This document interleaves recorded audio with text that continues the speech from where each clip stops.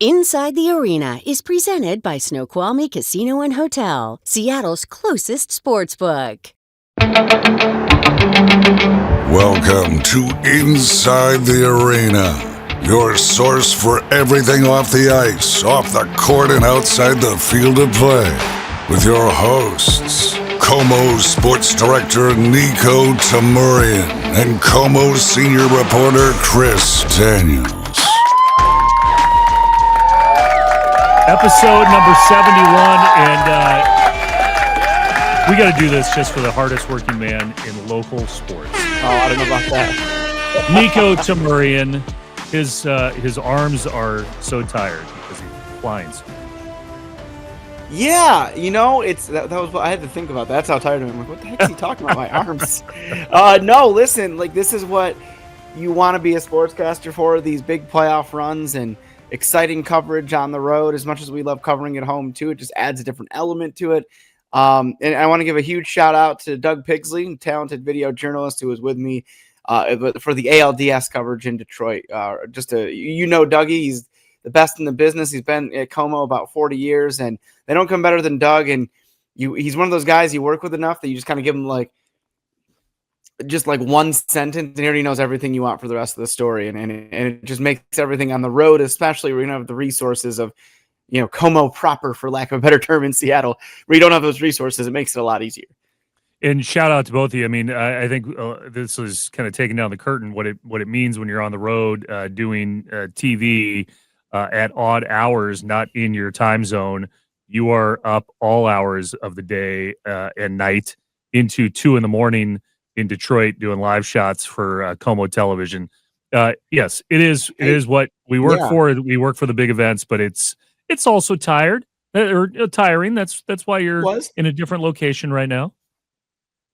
Yeah, and to your point there, let me give one more shout out to the Tigers security crew who left the house lights on in the ballpark till 2:30 a.m. just for us to go live on KOMO News at 11:30 our time in Seattle. So thanks to those guys at Comerica Park.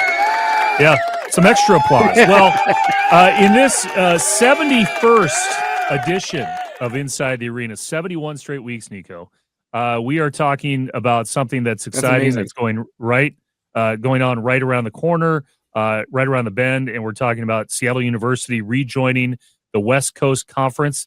The athletic director, the vice president for athletics, I should say, Shaney Fink, is going to join us inside the arena, talk about what that process has been like, really years now in the making for Seattle U. They're going to be playing Washington State and Gonzaga and all the state schools coming up in this calendar year, this sports calendar year. And it's very exciting for a lot of people who are fans of the Redhawks. So that is coming up a little bit later in the show, as well as a big reveal of the official World Cup ball that has happened this week. That's the kind of information you only get outside the lines, outside the field, the pitch for the World Cup. That's all coming up later in the show. But Niko, as we always like to do, we always like to start the show with four corners: what is good, what is bad, off the ice, off the court, off the field of play. What do you like? Yeah, I'm going to start with, I want to give, since I've given like 7 shout outs already in the first 4 minutes of Inside the Arena, I want to give another shout out. And my impetus for this is the Mariners PR crew and how great they've been throughout the Major League Baseball playoffs. I mean, we're getting all the Seattle media gets a text basically anytime there's an update, anytime, hey, this person's going to talk at the podium. Hey, make sure you're at the clubhouse at this time. It's going to be open, to just general things. But as great as they are, and as much as they were the trigger for me to say this, I would be remiss if I left out any of the sports PR teams in the entire market of Seattle. I mean, we are very lucky, and it's not until you work with other cities and other teams that you have a really special appreciation for just how good the people here in Seattle are that do their job. So I'd be listing about 20 names if I did it, and so I don't want to do that at the risk of leaving somebody out new or that's been there for a while, but whether it's the Mariners, the Seahawks, the Kraken, whether it's some of the upstart teams, whether it's our partners, the Seattle Storm, I mean, you cannot ask for better sports PR teams, because you talk about me working all these hours. These are the people that are fielding the texts from me at about midnight, like, hey, can I talk to so-and-so tomorrow? And, they have lives, they have families, and they're still on it at all times. So we are very fortunate. And like I said, it wasn't until you work with other teams. I'm not going to name teams, but you know where I've been working lately. That you kind of have a special appreciation for our crew here in Seattle, not just with the M's, but for literally every college and pro team that we have here in our state. And they work long hours. Oh yeah, as you noted, it's also grueling work.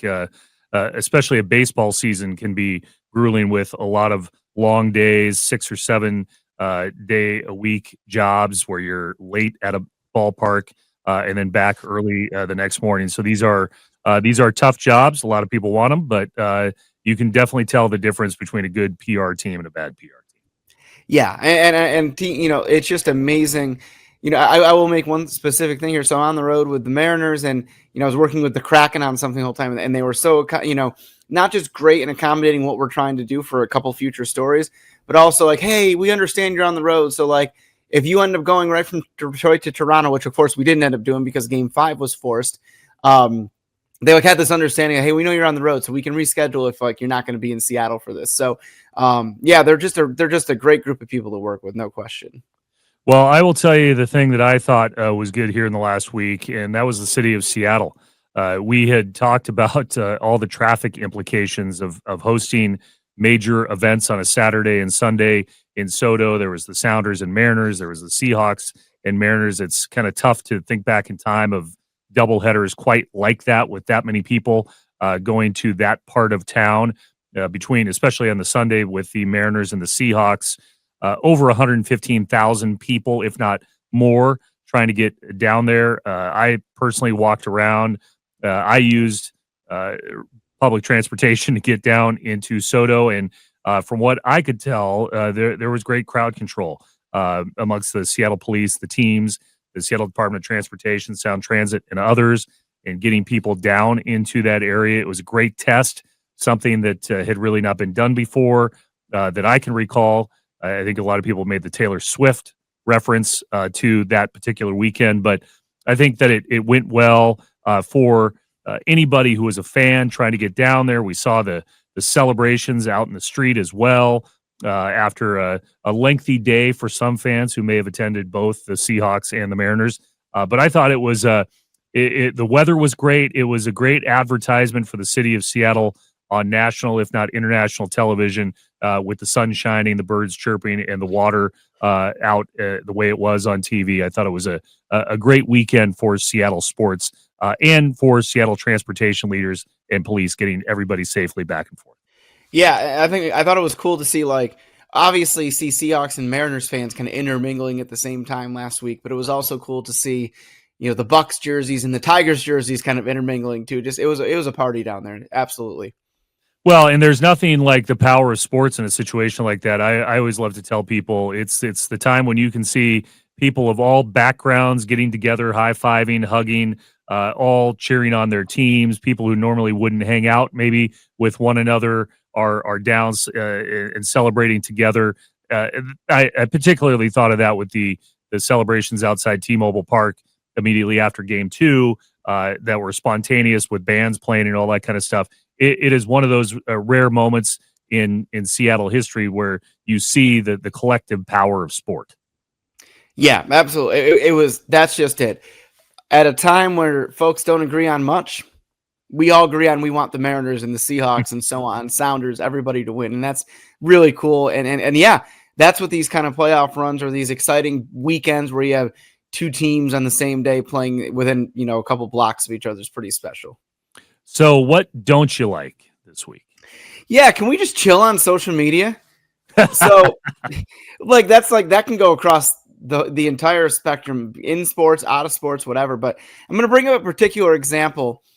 I had in Game 4 in Detroit, I had tweeted out a couple photos of the crowd at Comerica Park in Detroit, where it was the middle of the day. That game started at 3:00 Detroit time, but it wasn't empty. Like, there was over 30,000 fans there, but there was a lot of empty seats, and like the entire upper deck had like just a little spattering of fans here and there. And so all I did was post a picture. I'm like, I didn't even like make any kind of statement like, wow, I can't believe this. I just said, here's the crowd at Detroit coming up, paraphrasing, you know, for a playoff elimination game. That's a little surprising. And you would have thought I like called Detroit the worst city in the world. I really liked Detroit. I thought it was a great place. Then people were saying, you're making a socioeconomic statement. You're saying that people in Detroit have enough money to not work and go to, I'm like, oh my God, I never said that. Wow. And it just took on this life. All I was doing was showing the crowd. It certainly, as opposed to what we have in Seattle, it was a lot different. And so it was, my gosh, can we just chill out a little bit on this? And it's the idea that on social media, anything triggers people, especially nowadays, but normally that's reserved for politics. A simple shot of the crowd with an observation that it wasn't full turned into people telling me that I'm an out-of-touch Seattleite who is a sports dude that doesn't understand money. Trust me, I have bills to pay too. Like, you know what I'm like? Oh my goodness. It was, yeah, like I had to turn off the mentions because then hours later, it's the people arguing with each other, like the people who are like, trying to defend me, which I appreciate, but I don't need it necessarily. Again, and then all of a sudden your phone's going off for every mention. It's like, guys, easy. The crowd wasn't full. That was the only thing. And that is a rare thing for an elimination playoff game. That was the only statement. I don't even have to clarify because it doesn't need clarification. It just needs people to chill out. And so that's your reminder. Let's just chill out on social media. Like, not every post needs to be a fight, right? Yes. So, And we do know, Niko, that people are get very sensitive about crowd size. sure. In all walks of life. Like if you wanted to say like if it was, there were a couple Tiger fans that were taking it as like maybe as an offense to their fandom, and I can like that's a fair like gripe to take because certainly like any major city they have great fans, and you're like, oh well, but to say like I was trying to say oh they can take time off, they make enough. I didn't say anything about financials. Calm the hell down, guys. Well, one of the things, Niko, you're great at, and I always like to live by the motto that the high road has a prettier view. Chris, one of the best lessons I've learned about social media is a direct quote from you, and I will quote it right now. Never reply on Twitter. Replying on Twitter gets you down in the gutter. So again, the high road has a prettier view. Yes. I will close as we go around the bases and touch all four corners with what is not good, but it's an important subject to talk about, and that is with the upcoming World Cup. Did a story here in the last week that you can see on KOMO News about the World Cup Organizing Committee. Believe it or not, you would think this is not part of their agenda. Are now holding workshops in Seattle to help businesses and civic leaders learn more about spotting sex and human trafficking, that it's that big of an issue at major events. I think it's been publicized before around the Super Bowl, the concerns, particularly with sex trafficking, but with human trafficking, and especially with the memories from the last World Cup in Qatar being still fresh. They want to show signs, show people how to recognize signs of people coming in from around the world, potentially involving human trafficking. And they're going to hold 2,500 of these seminars, or they're attempting to reach 2,500 people or businesses to help them spot this, that it is apparently, according to the World Cup Organizing Committee here in Seattle, the top issue that has come up in their planning when they're talking with business and civic leaders. So an interesting aspect to the planning for what is going to be a major event. And there's another story involving the World Cup as well. When I was down at the offices for the planning committee, the official Seattle FIFA World Cup Organizing Committee, they have the official World Cup ball. That's come up here in the last week. There's an interesting tech element to it as well. And Peter Tomazawa, who is the executive director, CEO of the Seattle World Cup Organizing Committee, told me about the ball. Peter, what are we talking about here with this ball? Today, we are announcing the new FIFA soccer ball, the matchday ball. This is called the Trionda, means 3 waves in Spanish. This will be the official ball they use in the tournament in 2026, so we're really excited. It has representation from all 3 host nations, the United States, Mexico, and Canada, of course. And it's a very special thing. It'll have that magic chip that will be inside the ball, so it's a super high-tech one. They'll be able to do all the VAR, the ball tracking, and all that kind of good stuff in this. And this is the latest and greatest in ball technology, actually. And so Adidas is very excited, FIFA is super excited, and we're super excited about this ball coming off. So there you go. Tracking chip technology that'll be part of the World Cup here, not only for folks watching in person in Seattle, but it's going to be a big deal for the fans watching from anywhere around the world. Yeah, it's amazing the things every year, every big event takes some major leap forward with the technology. Yeah. So we tease it off the top. The big interview this week concerns the future of Seattle University, the West Coast Conference. The Redhawks are returning officially to the West Coast Conference. Been a story really that's more than 40 years in the making. They dropped down, they came back, then had to work their way back through Division I and get back to the West Coast Conference. It's a big deal for the university, and Shaney Fink, who is the director of athletics for athletics. You call her the athletic director as well. She goes by a lot of different titles. You're going to hear what she has to say about the return to the WCC right after this break.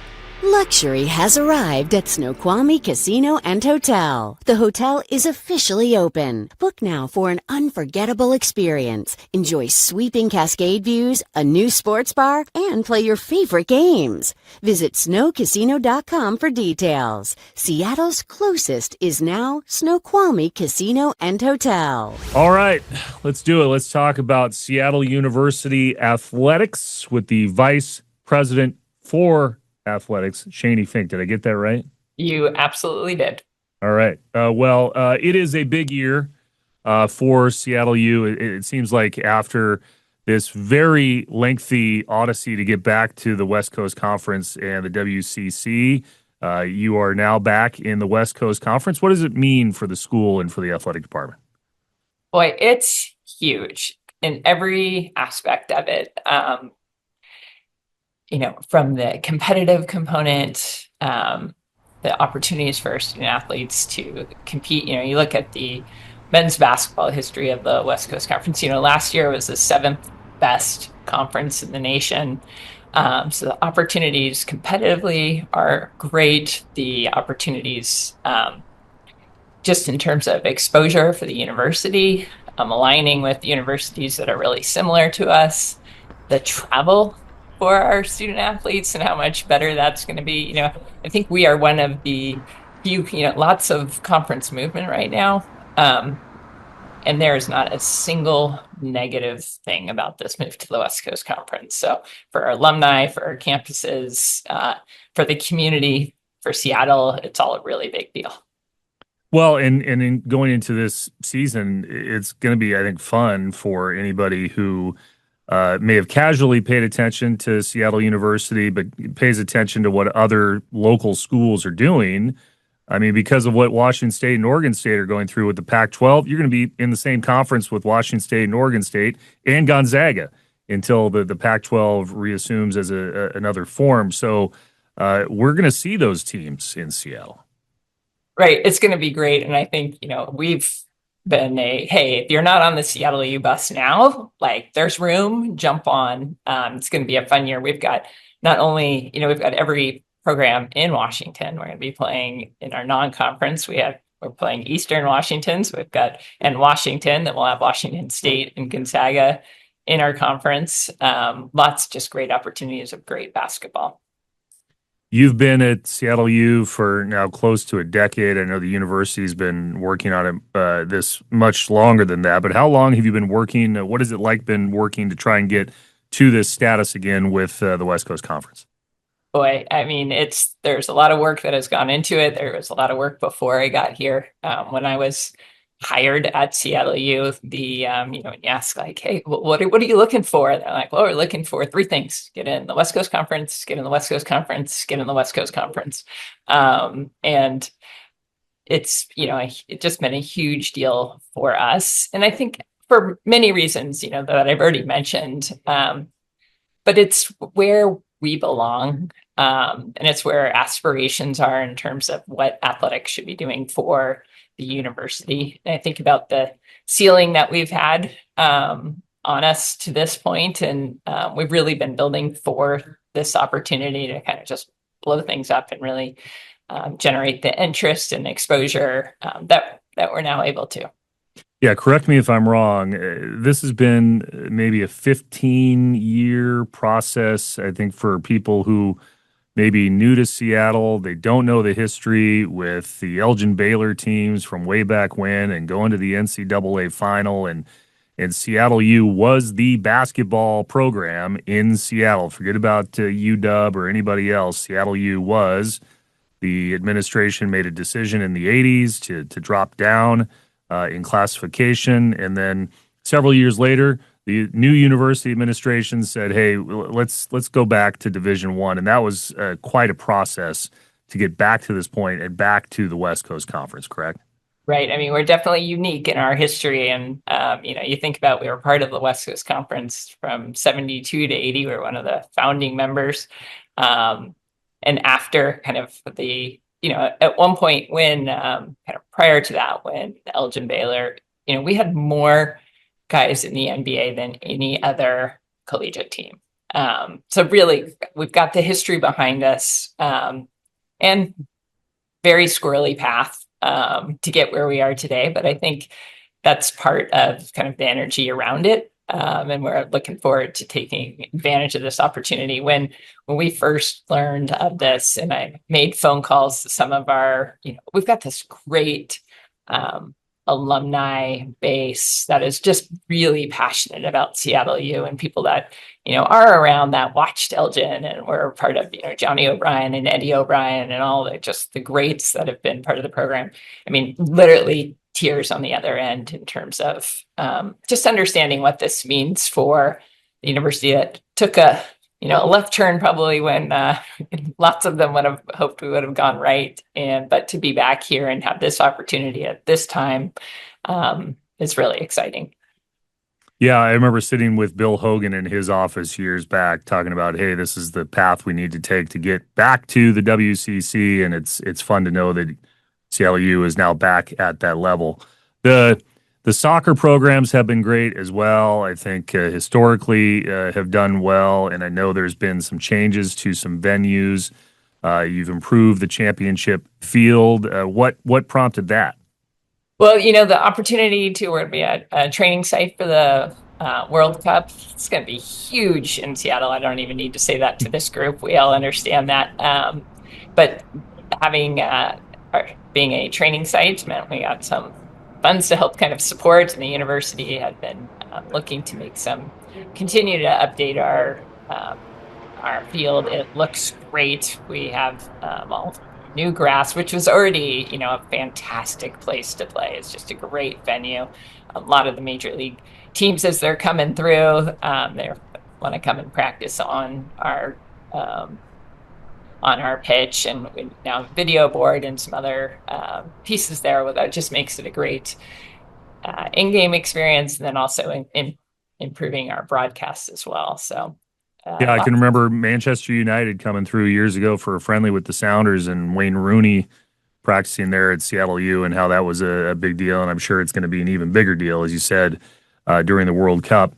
Speaking of venues, I was going through the schedule, and it's a fun schedule. I think anybody who's a Seattle U Redhawks fan is going to be excited about, particularly the basketball schedule that is ahead of the team. And I'm a little confused, though. It says some games at Redhawks Center, some games at Climate Pledge Arena. I know that Seattle U has played games at Key Arena before. What is going to be the venue for basketball? Yeah, well, that's a great, fun question. We like to keep everybody on their toes. We're one of a few venues that gets to choose between a couple different feels for our game. So we will be playing a number of our games at Climate Pledge, and we'll be playing in Redhawks Center. We have great, it's both, and being able to have both those options is amazing. We've got the NBA style arena. There's not a nicer, $1 billion building. Wonderful place to play at Climate Pledge. And then we circle back to our smaller, more intimate venue, and there's not a more difficult place to play. And so great, experience at either venue. And so we'll be kind of finalizing kind of where we're playing. Mostly, I think you'll be able to guess by the opponents on where we'll be based off of kind of who we're competing against. But really fortunate to have both these options. TBD is what we I'd like to keep you on your toes. Yes. It's interesting this time in college athletics and big time college athletics. It's what's led to a lot of this restructuring, what's led to Seattle U going back to the WCC. Where does NIL fit into the picture for Seattle U and what you're doing? Boy, I mean, it's central to what we're doing. And so I think all of intercollegiate athletics has been tossed on our head. I was trying to think of like, what is the metaphor to explain what a huge change this is for everything that we do. And so it's part of every conversation. It's an important part of our recruiting and retention strategy. But, we're also really focused on making sure that we're staying true to who we are, who the kind of athletes that we want to recruit, the kind of athletes that are going to be successful here. And so we're working, that's first and foremost. And then NIL is kind of how you seal the deal with that. So we're going to be competitive. We're going to be strategic and make sure that that all comes together. But it's every part of what you do, is changed from the processes of how we once approached scholarships. And this is across, while most of our investment right now is in our basketballs, it is across the sports programs that these impacts hit and the opportunities for students. So it's a new day. I feel really fortunate being in Seattle at Seattle University. We're accustomed to being on the cutting edge, and change and adaption's not an issue for us. So we're fortunate in that way. We're just going to keep coming up with the best ways to approach and make sure that we're staying centered on our mission, but being really innovative with how we kind of accomplish these next goals. And you told me a story personally, a great story that's developing on your basketball team with players that have come from all over the world to play on the basketball team this year. Tell me more. Tell me why this could be special. Yeah, we've got a really, first of all, really it's going to be a great year of basketball, really dynamic players. And, one of our attributes really is we've got these three athletes we've got one from Korea and Junsuk, a Dan Ren, who was part of the team last year, and Yudo, who was on the team last year. Dan's from China, and Yudo is from Japan. And, we're in a really unique location in being in Seattle. It's very comfortable for students from, international students generally. But you don't see this on too many teams in terms of coming from the Asian countries. And so excited about what they bring, the perspective, their talents. They have unbelievable social media followings. And I think really kind of engage and enliven a new part of our community to come and support all of our student athletes. It's, I think, going to be one of the great stories of the year locally in Seattle sports. Moving forward, it is rapidly changing by the year. The WCC is going to change again next year. We're going to see Gonzaga and Washington State back in the Pac-12 together. There's already been this thing with Grand Canyon being in and then being out, and the kind of makeup of the WCC is going to change again. Where do you see the conference? Where do you see this all going maybe in 2 to 4 years? Yeah, West Coast Conference is really well positioned for all of these changes. Just, announced recently that we're bringing in UC San Diego at a net of 35 last year. The conference, the presidents are all very committed to ensuring that we have our competitive conference, particularly in basketball, but really across our sport offerings. So like everybody, you got to stay on your toes and keep kind of investing and making sure that you are the place that they want to end up. I think the West Coast Conference is really well positioned for this. So I'm very confident in what is ahead. And we'll see how things continue to play out. But we're well positioned for, we know what we have for 25, 26, 26, the 26, 27, 27, 28. We seem to be really well positioned, and we'll see kind of what pushes past there. All right, Shaney Fink, the vice president for athletics at Seattle U. Thanks, Chris. Appreciate it. So there you have it, Shaney Fink. You'll be able to watch that basketball team, it sounds like, at a couple of different venues, both on campus and at Climate Pledge Arena, as there are going to be some interesting matchups, not only in basketball, but other sports as well for the Redhawks. Niko? Yeah, that UW matchup at Climate Pledge, that's going to be a lot of fun. And remember, the Redhawks beat UW last year in Danny Sprinkle's first year. So it's going to be a lot of fun. Well, there's one thing we always like to do, no matter if you're traveling or I'm traveling or it's been a long week here on Inside the Arena. No, it's in Detroit, somewhere else unknown, we're always going to make sure we bring you this show. It's always a blast to do it. David Lee, we'll see you next week. You've been listening to Inside the Arena with Niko and Chris. Please subscribe on your favorite platform. Until next time. Inside the Arena was presented by Snoqualmie Casino and Hotel, Seattle's closest sports book.